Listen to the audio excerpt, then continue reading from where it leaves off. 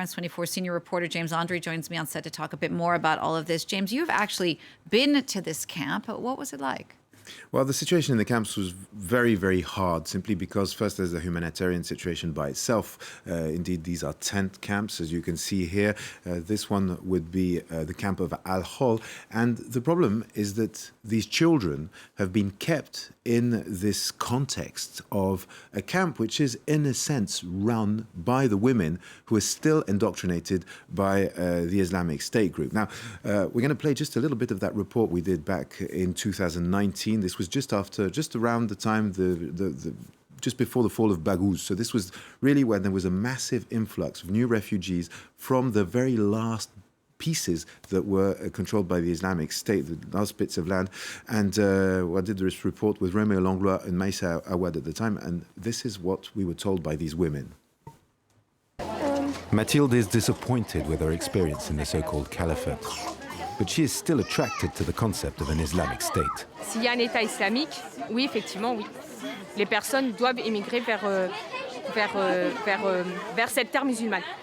As for suicide attacks, alors ça, tout dépend de votre intention et tout dépend comment vous faites votre opération martyr. Parce que faire une opération martyr en tuant des civils, je suis pas sûre que vous ayez je sais pas si c'est considéré comme une opération martyr ou pas. Enfin, quand je dis le martyr, nous, dans l'islam, quand vous dites que vous êtes martyr, c'est automatiquement que vous êtes au paradis. compared to some others here, Mathilde is actually quite moderate. Off camera, many women tell us the most radical amongst them wreak terror in the camp.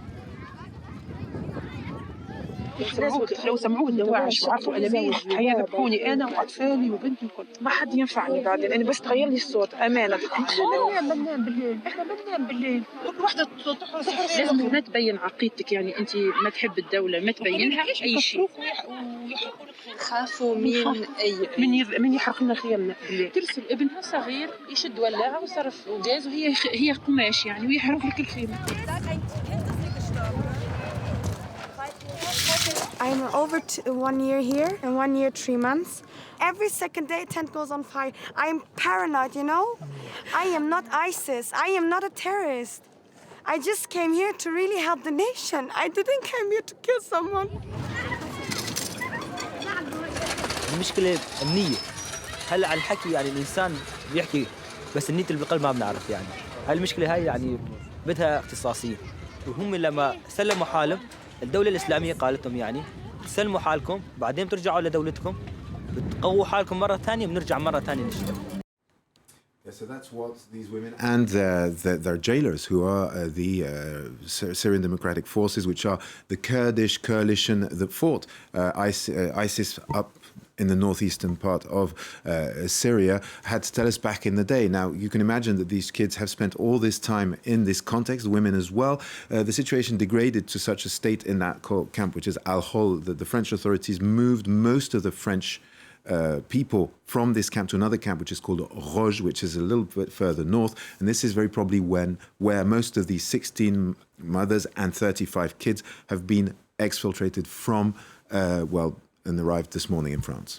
Now, James, France is a bit late in the game, so to speak, because other countries have already brought back people in similar situations from Syria. Why was France so slow to bring back these women and children?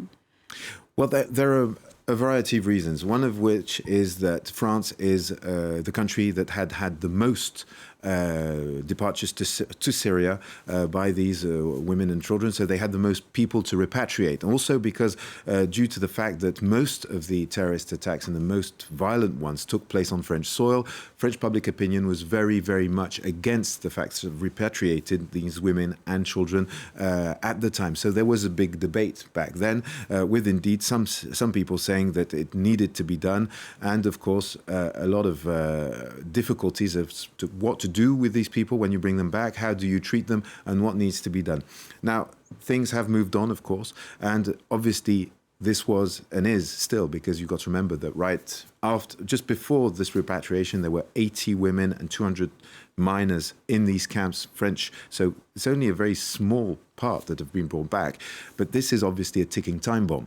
These people are over there. They're not being judged. Nothing is moving on. They're stuck. They're in limbo. And of course, the Islamic State group is also regrouping and restarting its activities. They're recruiting. As we know, there was an attempt to flee en masse from a prison in Hasakeh. That was last year. And of course, it's very, very dangerous to keep these people in such an area. So, yes, repatriation is now taking place. It's also due to the fact that France has equipped itself. There is a new section that's been opened in a prison in Rennes, which is equipped to take care of radicalized people, women in this instance. Also, social services have been mobilized. There's children that have been repatriated this morning are going to be given to social services. Most of the women have already been judged by court in absentia.